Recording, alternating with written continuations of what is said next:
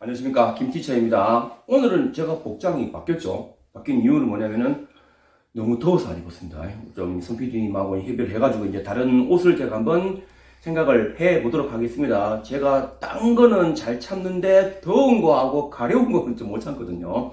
자, 오늘은 13강입니다. 신라 중대 하대의 모습인데 왕들의 업적을 무조건 암기하셔야 돼요. 제 수업은 7급, 9급 공무원에 최적화된 수업이고 그 이외에 한국사 능력 검정에도 최적화된 수업입니다. 한국사 외우면 장땡입니다. 이런 말을 하죠. 흐름을 알고 원인 결과를 알아야 이해를 하고 외워야 되는데 솔직히 말해서 그딴 거 필요 없습니다. 외우면 됩니다. 옛날 이야기 제가 이렇게 살았던 과정을 얘기하는데 그거 이해할 게 뭐가 있습니까, 여러분들? 그죠? 근데 암기가 솔직히 매우 힘든 거예요. 신라 중대 29대 무열왕부터 36대 해공왕까지를 신라 중대라고 얘기하는데 신라 최고의 전성기, 신라 최고의 황금기라고 표현을 하게 됩니다. 자, 한번 각 왕들의 업적을 한번 쭉 정리해 볼게요. 제일 먼저 29대 무열왕. 무열왕의 업적은 딴 거 필요 없어요. 백제를 멸망을 시켰다. 660년. 661년 기록 이후에는 무열왕에 대한 기록이 거의 없습니다. 아마 661년 때 아마 백제의 부흥운동을 진압을 하다가 아마 전사한 걸로 추정을 하거나 병으로 죽었지 싶지 않나 생각을 하고 있죠. 그 다음에 이제 30대 문무왕입니다. 이름은 김범민이에요. 이 사람은 드디어 삼국을 통일했죠. 언제? 676년에 삼국을 통일했는데 삼국을 통일하고 난 이후에 문무왕이 죽어서 여러분들 우리나라 역대 왕 중에서 무덤이 제일 특이한 왕 중에 한 명이 바로 문무왕입니다. 어디에 있어요, 여러분? 당연히 문무왕릉을 만들었는데 이 문무왕릉은 어디에 있냐면 수중릉이라고 얘기하고 수중릉 어디에 있냐면 여러분들 경주입니다. 요렇게 지도를 내가 대충 그려볼게요. 정확한 건 아닙니다만은 여기 이제 31대 신문왕이 자기 아버지의 은혜를 감사하기 위해서 만든 절이 있습니다. 우리가 감은사인데 지금 터만 남아있죠. 그래서 감은사지라고 그러고 여기는 어떤 것이 있냐면은 이견대가 있어요. 이견대. 그 다음에 여기는 뭐가 있냐면은 문무왕릉이 있습니다. 문무왕이 죽어서 왜 물에 묻혔을까? 그 이유가 바로 뭐였냐면은 바로 외적을 격퇴하기 위해서. 죽어서 뭐가 됐습니까? 여러분들 문무왕이 죽어서 용이 됐죠. 그래가지고 나중에 여기서 여기 막 날아다니면서 외적을 격퇴하고 난 이후에 피곤하면은 일로 들어와가지고 이제 감은사 밑에서 휴식을 취했다고 얘기합니다. 옛날에는 감은사 요 앞가지가 바로 무덤이죠, 여러분들. 저하고 민수하고 손PD님하고 이 답사를 갔다 왔습니다. 이 답사에 대한 동영상을 제가 따로 올리도록 하겠습니다. 자, 문무왕이 죽고 난 이후에 누가 왕위에 올랐냐면 31대 신문왕이 왕위에 올랐죠. 이름은 김정명입니다. 신문왕은 정치, 경제, 사회 이런 식으로 이제 업적을 정리하시는 게 좋아요. 전제 왕권 강화죠. 전제 왕권 강화 데스포티즘이라고 얘기하는데 그냥 왕권 강화는 좀 부족해요. 그거보다 훨씬 더 업그레이드된 왕권을 휘두르는 것. 이걸 가지고 전제 왕권이라고 얘기하죠. 만약에 신문왕을 배경으로 사극이 나온다면 조금 피바람이 좀 많이 불어요, 여러분들. 고려시대 광종, 조선시대 누구예요? 태종 이방원. 실제로 옛날에 드라마 나왔죠. 광종을 배경으로 했던 드라마 제국의 아침. 태종은 많이 나왔습니다. 영웅의 눈물도 나왔고, 정도전도 나왔는데, 거기 보면은 엄청난 일이 많이 발생합니다. 세 명의 공통점. 신문왕, 광종, 태종 이방원의 공통점. 왕권 강화를 위해서는 피눈물도 없었던 사람이다. 계기가 있습니다. 그 계기가 바로 뭐였냐면은, 바로 자기 장인이 반란을 일으키죠. 김흠놀 모역 사건. 이것을 해결하는 과정에서 이제 진골 귀족을 대거 숙청하거나 죽였습니다. 그리고 이 전제 왕권에 협조를 했던 그 계층이 바로 누구였냐면 육두품입니다. 됐죠? 그 다음에 이제 지방제도입니다.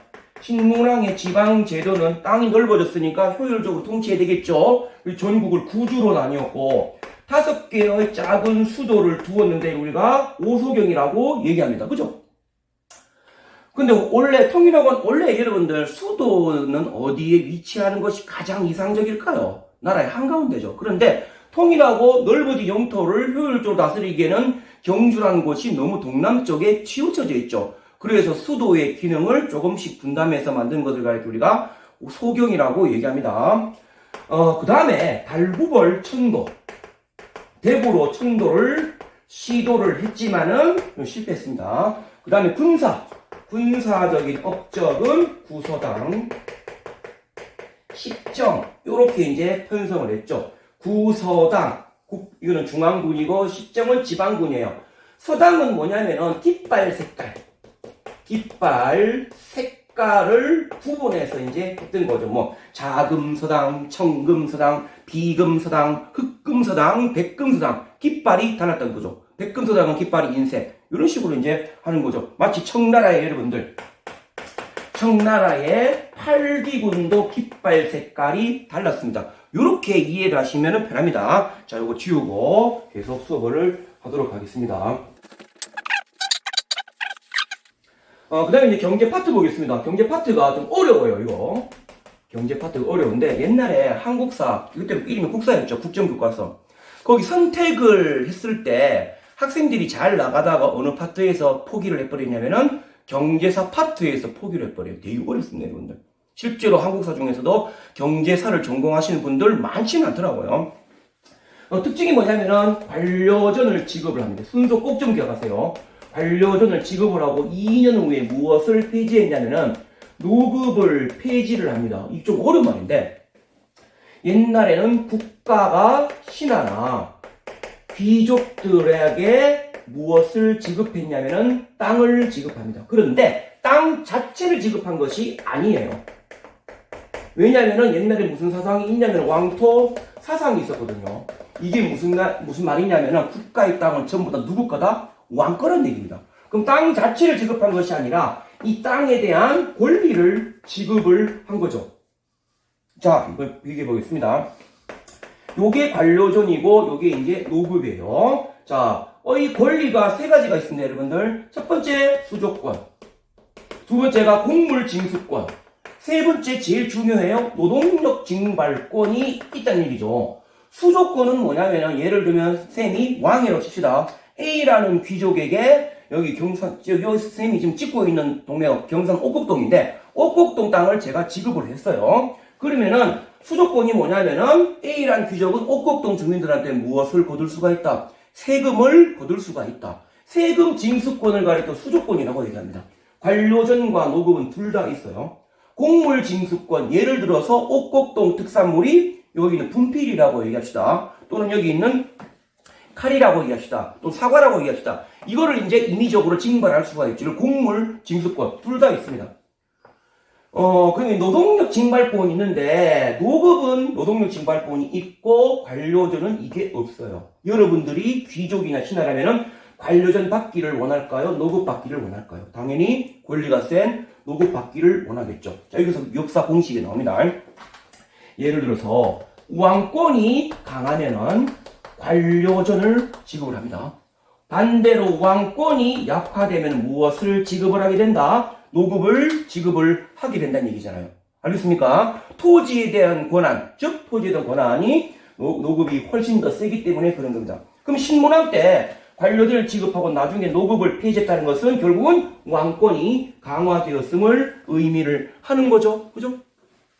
그 다음에 이제 신문왕과 관련되어 있는 유물이 있는데 그게 바로 뭐냐면은 만파식적입니다. 만파식적. 쉽게 설명하면은 말레필입니다. 말레필이 있으면 좋겠죠. 삐리리리 부르면은 지금과 같이 이거 뭡니까 코로나 사태가 터졌어요. 전 개인적으로 헛된 상상을 좀 많이 하는데 마음이 안타까워서 그렇습니다. 지금같이 코로나 사태가 많이 벌어졌을 때 삐리리리 버리면은 뭐 갑자기 백신이 나온다든지 치료제가 나와가지고 모든 사람이 이제 건강하게 된다 이런 거 얼마나 상상하면 좀 기분이 좋죠. 여러분들 같이 힘내서 이제 합시다. 쭉 내려가겠습니다. 내려가고 이제 어느 왕도로 있냐면 이제 33대 성도왕이 있어요. 33대 성도왕 때는 백성들한테 무엇을 지급했냐면 정전을 지급을 하게 됐죠. 정전이라 하는 것은 뭐냐면 백성들한테 지급한 땅이에요. 여기서 말하는 정이라 하는 것은 바로 백성의 의미를 가지고 있죠. 물론 고려시대의 정은 조금 의미가 다르기도 합니다. 그래서 35대 경도왕, 경덕왕 때는 어떤 업적이 있었냐면은 신라 문화의 최고의 황금기예요. 신라 문자가 왜 이래? 신라 문화의 최고의 황금기. 여러분 신라하면 딱 떠올리는 사찰 뭐 있습니까? 딱 두 가지가 있죠. 석굴암입니다. 그 다음에 뭐 있죠 여러분들? 불국사가 있습니다. 이거 누가 창립했죠? 이 당시 시중이었던 김대성이가 만들었는데, 김대성은 특이하게도 전생을 기억했던 사람이에요. 전생의 부모를 위해서 석굴암을 조성을 했고 현세 부모를 위해서 불국사를 건립을 했는데, 여기서 중요한 거는 석굴암 요 명칭에 대해서 좀 생각을 해야 되는데, 원래는 정식 명칭은 석불사가 맞아요 여러분들. 석불사가 맞습니다. 뭐 일본에 의해서 석굴암이라 해가지고 여기서 격화됐다는 말도 나와 있는데, 이건 제가 차츰 연구를 많이 해보고 있습니다. 그리고 혹시라도 아시는 분들은 밑에 댓글을 달아주시면은 정말 고맙겠습니다. 그러나 신라 문화의 황금기였지만은 이때부터는 이제 노급이 다시 부활이 됐다.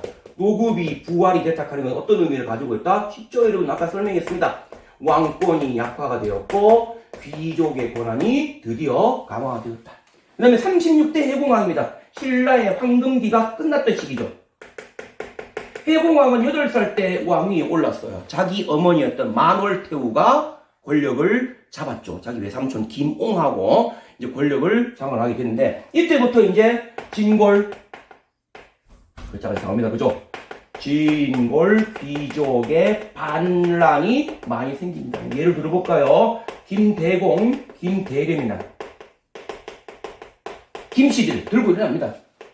이 난을 계기로 전국에 걸쳐 있는 96 각간의 난이 일어나게 되었고, 그 다음에 김은거의 난, 김융의 난, 그 다음에 마지막 반란이 뭐였냐면 김지정의 난이 있어요. 김지정의 난이 발생했는데, 이 김지정의 난을 진압했던 사람이 누구였냐면은 내무왕 방계였던 김양상과 김경신이라는 사람이 진압을 했어요.